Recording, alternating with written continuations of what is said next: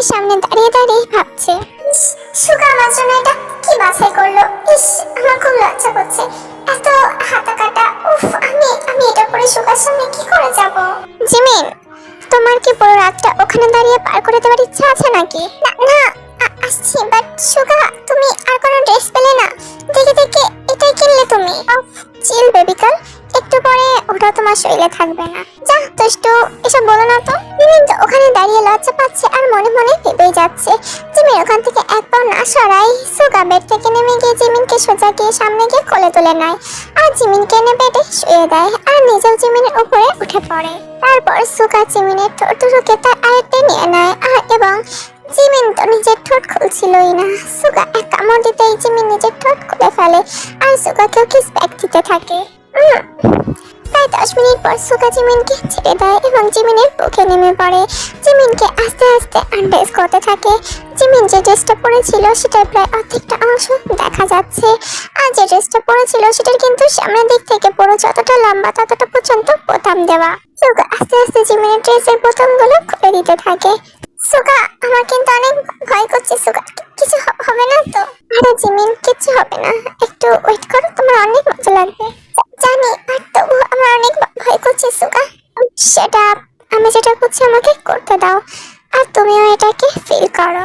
সুগা জিমিনকে অনেকভাবে সিডিউস করার চেষ্টা করে। জিমিন অনেক আগে হর্নি হয়ে গেছে সুগাকে কাছে পাওয়ার, বাট সুগা নিজে থেকে কিছু করছে না যতক্ষণ না জিমিন কান্না করছে। না, জিমিনের নিজেকে সামলাতে পারছে না, সে কান্না করেই বসে। সুগা, তুমি আমার সাথে এরকম কেন করছো? সুগা, আমার কেমন লাগছে? সুগা, প্লিজ প্লিজ আমাকে হ্যান্ডেল করো, আমি আর পাচ্ছি না। সুগা প্লিজ, আমি আর নিজেকে সামলাতে পারছি না। জিমিনের কথার মধ্যে হঠাৎ জিমিন নিজের লোয়ার পার্টে হট কিছু অনুভব করে। আমার লাগছে।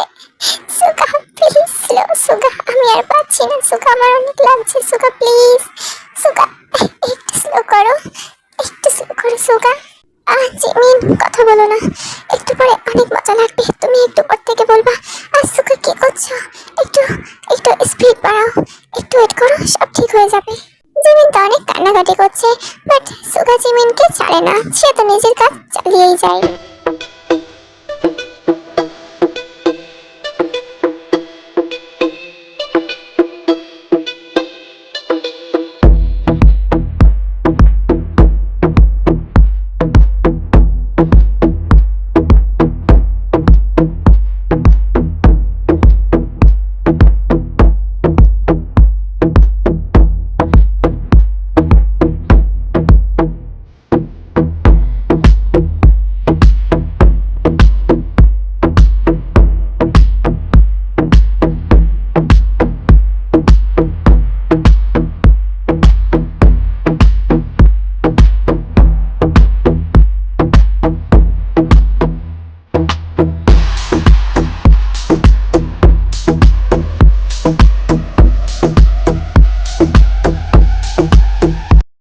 দেড় ঘন্টা পর সুগা জিমিনকে ছেড়ে দেয় আর জিমিনের পাশে শুয়ে পড়ে।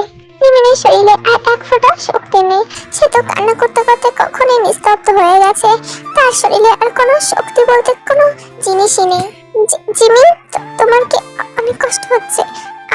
আমি নিজেকে কন্ট্রোল করতে পারিনি। আই রিয়েলি সরি জিমিন, আমাকে বিশ্বাস করো, আমি সত্যি এমনটা করতে চাইনি। আমার কি হয়েছে আমি নিজে বুঝতে পারিনি জিমিন। আমি রিয়েলি সরি জিমিন, আমাকে প্লিজ ক্ষমা করে দাও। আমি সত্যি বুঝতে পারিনি জিমিন। এখানে সরি বলার কি আছে সুগা? আর ওটাতে তো আমারও ইচ্ছে ছিল। তুমি এটা করতে পারো, কেননা আমি তোমার বউ, তুমি আমাকে বিয়ে করেছো, তো এটাতে তোমার পুরো অধিকার আছে। থ্যাংক ইউ জিমিন আমাকে বোঝার জন্য, বাট তবু আই এম রিয়েলি সরি, আমি নিজেকে কন্ট্রোল করতে পারিনি জিমিন তোমাকে দেখে। ইটস ওকে সুগা, আমি বললাম না কিছু হয়নি, শুধু আমার একটু কষ্ট হচ্ছে এই যা, তবে আমি সামলে নেব। চলো তাহলে তোমাকে আমি ওয়াশরুমে দিয়ে আসি, আর বেডশিটটা চেঞ্জ করতে হবে। তারপরে সুগা জিমিনকে নিয়ে ওয়াশরুমে রেখে আসে আর রুমে চলে আসে। এসে দেখে যে তার বেডশিটে হালকা হালকা রক্তের ছোপ লেগে আছে। সুগা সেদিকে তাকিয়ে একটা মুচকি হাসি উপহার দেয় তার বেডশিটকে। তারপরে সুগা বেডশিটটা চেঞ্জ করে ওয়াশরুমের মধ্যে ঢুকে যায় আর জিমিনকে কোলে করে নিয়ে বেডে এনে শুয়ে দেয়। তারপর নিজেও ফ্রেশ হয়ে চলে আসে। তারপর জিমিনকে বুকে নিয়ে সেও ঘুমিয়ে পড়ে। সকালবেলা জাঙ্কুকদের বাড়ি। এই যে জাঙ্কুকের বাবা, শোনো। বলো আমার খুশিটি বেগম। এই শোনো, আমাকে একদম এই নামে ডাকবে না, মনে থাকে যেন। আর শোনো, তোমাকে যেটা বলার জন্য আমি ডেকেছি, আমাদের জাঙ্কুকের এবার একটা বিয়ে দেওয়াই লাগবে। কারণ ও যা শুরু করেছে তের সাথে, তুমি না দেখলে বিশ্বাস করবে না। তের পেটের অবস্থা একদম ভালো না। কি করেছে জানো? জিমিনের বিয়ের দিন ও নাকি তেকে তার রুমে রেখেছিল। তারপরে জিন নামজনকে পুরো ব্যাপারটা খুলে বলে। আমার ছেলে এরকম? আমি তো ভাবতেই পারছি না, আমার বিশ্বাস হয় জিন, এটা কি করে হতে পারে? আমার ছেলে হয়ে কিনা এরকম? আমি কি মিথ্যে কথা বলছি তোমায় নামজন? বিশ্বাস করো আমাকে, ও এরকম আমিও ভাবতে পারছি না। তোমার বসের মেয়ে আছে না, আই মিন জঙ্গসুকের মেয়ে সানা, ওনার সাথে একবার কথা বলে দেখো। তুমি তো একবার আমাকে সানার কথা বলেছিলে মেবি, তো ওনাকে একবার বলে দেখো সানার কথাটা। সানা মেয়েটাকে আমার ভালো লাগে মোটামুটি, দেখেও এই বিষয়ে আমি বলেছিলাম কাল রাতে। তো ও আমাকে তোমাকে কিছু বলতে বারণ করেছে, বা জাঙ্কুকেও কিছু বলতে বারণ করেছে, তবু আমি তোমাকে বলতে বাধ্য হলাম। কারণ ওর এবার বিয়েটা দেওয়াই লাগবে। আর ও তো বলেছিল যে 1 মাসের জন্য আসবে, কারণ ফাইনাল ইয়ারের এক্সামটা এখনো বাকি আছে। তো বোনের বিয়ে হয়ে গেছে, ও মেবি আর 15 দিনের মধ্যে কিংবা 10 দিনের মধ্যে চলে যাবে। এই 15 দিনের মধ্যে বিয়েটা দিয়ে দিতে হবে আমাদেরকে। যা, ওর বউকে নিয়ে চলে যাক ওখানে। চাই না এরকম ছেলে। আমার মেয়েটা ওর জন্য কতই না কষ্ট পাচ্ছে। আমি কথা বলবো জিন, কিন্তু জাঙ্কুক কি রাজি হবে? তুমি রাজি করাবে? তুমি বাবা কিসের জন্য হয়েছো আরেম? জিন, আমার উপরে চেতো না আমার উপরে। আমি কি করব? আমার ছেলে যেমন, আমি তো চিনি ওকে, ছোটবেলা থেকে দেখে আসছি। কি ছোটবেলা থেকে দেখে আসছো? 12 বছর বয়স থেকে আমার ছেলেটাকে আমরা ইউএসএ পাঠিয়ে দিয়েছি। ছোটবেলা থেকে কি করে দেখে আসছো তুমি? এটা তো তের জন্য পাঠিয়েছিলাম নাকি? ও তের সাথে যেরকম অমানুষের মতো ব্যবহার করতো, আমার তো ভাবতেই কেমন লাগতো কি আমার ছেলে। এটা অন্তত বলো না আরএম প্লিজ। ওকে ওকে বিয়েটা দেওয়াই লাগবে। ও তের সাথে অনেক খারাপ ব্যবহার করছে, বিশ্বাস করো তুমি। তোমাকে তো তে দেখাতে পারবে না, তুমি কি করে বুঝবে? আমাদের এখন ওর বিয়েটা ঠিক করা খুব খুব ইম্পর্টেন্ট। ওকে। আচ্ছা আরেকটা কথা শোনো, আজকে তো মেবি জিমিন রে এখানে আসবে, তো জাঙ্কুকে তো সেই হিসাবে আনতে যেতে হবে, মানে নিয়ম অনুযায়ী আনতে যেতে হবে। তো আমি ভাবছিলাম থেকে ওর সাথে পাঠিয়ে দেবো, বাট ও যা শুরু করেছে, কারণ তে যেহেতু বৌভাতের দিন যেতে পারিনি, তাই ভাবছিলাম ওকে আজ পাঠাবো। বাট জাঙ্কুক যদি ওর সাথে খারাপ কোনো আচরণ করে? আমি আমার ছেলেকে চিনি জিন, ও রাস্তাঘাটে কিংবা কারোর বাসায় গিয়ে এরকম করবে বলে তো মনে হয় না। তবে বি কেয়ারফুল, তুমি ওকে পাঠিয়ে দিও, ও কিছু করবে না, আমার ওর উপরে এতটুকু বিশ্বাস আছে। বাট তবু আমার কেমন জানি লাগছে। ওকে কি পাঠানো ঠিক হবে জাঙ্কুকের সাথে? হ্যাঁ পাঠিও, কিচ্ছু হবে না। আর হ্যাঁ শোনো, আমার অফিসে যেতে হবে, আর ইম্পর্টেন্ট কাজ আছে, আর জং হোসোকের সাথেও তো কথা বলতে হবে। আর তোমার ছেলে যেন আজকে বাইরে আড্ডা দিতে না যায়, কারণ ওকে তো আজ জিমিনের বাসায় যেতে হবে। হ্যাঁ, ওকে আমি বারণ করে দেবো। আর তাহলে তের সাথে একবার বলে দেখি, তে রাজি হবে না জানি, বাট তাও একবার বলে দেখবো। হ্যাঁ, আর তেকে ওর পাশে বসতে বলো, পিছনে বসতে বলো না, না হলে আবার ও অনেক রেগে যাবে। আগের দিন আমি গিয়েছিলাম তোর গাড়িতে করে, পিছনে বসতে গিয়েছি, তো আমাকে বলে আমি কারোর ড্রাইভার না, বলে মুখ গোমড়া করেছে আমার সাথে গিয়েছে, বাড়ি আসা পর্যন্ত মুখ গোমড়া করেই ছিল। তো তেকে বলো ড্রাইভিং সিটের পাশে যেন বসে। এটা বলে আরএম তার অফিসের উদ্দেশ্যে রওনা দেয়। অন্যদিকে জিমিনদের বাড়ি। সকালে রোদের আলোয় জিমিনের সুগার আগে ঘুম ভেঙে যায়। জিমিন ঘুম ভাঙতেই দেখে সে সুগারের মধ্যে এতক্ষণ ঘুমিয়েছিল নিশ্চিন্তে। জিমিন মাথা উঁচু করে দেখে যে সুগার তার পাশে ঘুমিয়ে আছে, তাকে জড়িয়ে ধরে। জিমিন অপলক দৃষ্টিতে সুগার দিকে তাকিয়েছিল। হঠাৎ করে সুগা বলে ওঠে, এভাবে তাকে থাকো না ম্যাডাম, তাহলে প্রেমে পড়ে যাবে যে। আমি তো আপনার প্রেমে বারবার পড়ি মিস্টার লুঙ্গি। ওফ জিমিন, তোমার এই লুঙ্গি বলা স্বভাবটা কখনো যাবে না, তাই না? কখনো যাবে না। এই জন্মে কেন, আগামী 6 জন্মেও যাবে না। যাওয়ার দরকার নাই, আগামী 6 জন্ম তুমি আমার সাথে থাকলেই হলো। থাকবো তো আমার মিস্টার মিন লুঙ্গি। আমি তোমার লুঙ্গি, তুমি আমার ছায়া, ঠিক আছে? আমাকে দেখে তোমার ছায়া মনে হয়? আচ্ছা দাঁড়াও, ছায়া পরিয়ে দিচ্ছি তোমাকে আমি। আমাকে কি তুমি সবসময় তোমাকে পরে থাকতে দাও নাকি? উফ, বাপরে বাপ, আল্লাহ, এত মাসুদ বলা আমার কপালে কি করেছিল? এত ডার্টি মাইন্ডের কথা বলে, ধুর ভাল লাগে না। ডার্টি মাইন্ডের এখনো কিছু দেখোনি বেবিকাল, তবে আমার সাথে কয়দিন থাকো, ঠিক দেখতে পাবা। আর দরকার নাই, আজকে ভাইয়া আসবে আমার। আজকে তো আমাদের ওই বাসায় যেতে হবে, তাই না? আম্মু বলছিল যে তেকে পাঠিয়ে দেবে, বাট কি করবে কি জানি। দিলে তো ভালো, ভাইয়ার সাথে কি তেয়াতেও আসবে, কি জানি, দেখা যাক। সুগা ছাড়ো এবার, আমাকে উঠতে হবে। আরে এখন কেন? এখন তো সবে মাত্র 8টা বাজে। আর একটু হোক, আমি আরো ঘুমাতে চাই। রাতে এমনিতে আমি ঘুমাতে পারি নাই।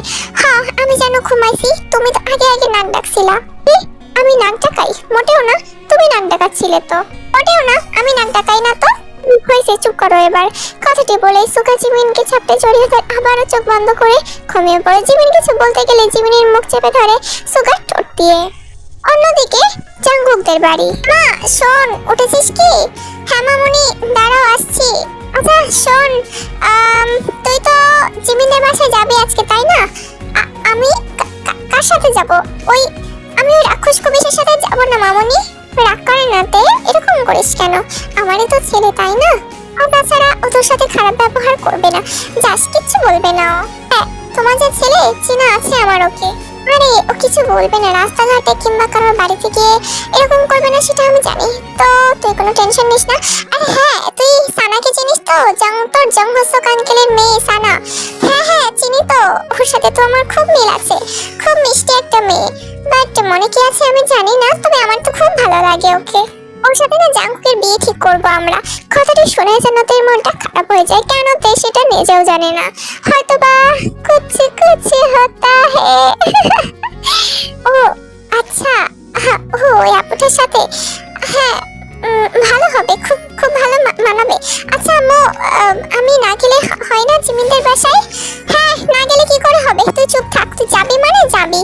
আমি এখন জাঙ্কুকে বলতে চাই, দেখি ও কি বলে। ও তো নারাজ হবে না মেবি, তবু একবার বলে রাখা ভালো। কি বলিস? বলে রাখা ভালো। তুমি বলে দেখো মামুনি, যদি রাজি না হয় আমাকে এসে বলো, আমি তাহলে ফালতু ফালতু রেডি হয়ে থাকবো না। আমি একবার জিমিনের সাথে কথা বলতে চাই, কল করে দেখি ওকে একবার। এখন কল করবি? এখন কয়টা বাজে? উঠেছে কি? সরি, আসলে আমি পরে করব তাহলে।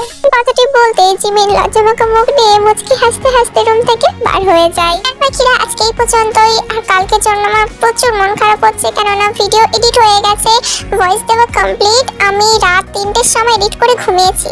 সকালে সেভ করবো, দেন আপলোড করব। বাট সকালে এসে দেখি মূল যে ভয়েসটাই নষ্ট হয়ে গেছে আমার। আই ডোন্ট নো কিসের জন্য। পুরো কাইন মাস্টার থেকেও ডিলিট হয়ে গেছে, বুঝতে পারছি না। ভাবলাম ওখান থেকে ডাউনলোড করে আবার ভয়েসটা জুড়ে দেবো, বাট ওখান থেকেও ডিলিট হয়ে গেছে। আমার সাথে কেউ শয়তানি করেছে কি? শয়তানি নিজে থেকে ডিলিট করে দিয়েছে কি? ফোন থেকে কি হয়েছে আই ডোন্ট নো। তবে দুটো চ্যানেলে অবশ্য ভিডিও আপলোড হচ্ছে আজকে, তবে দেখো কেমন লাগে। আর আশা করছি ভালো লাগবে। তো লাভ ইউ, টাটা। আর দুইটাতে কিন্তু চার্জার পিন ছিল।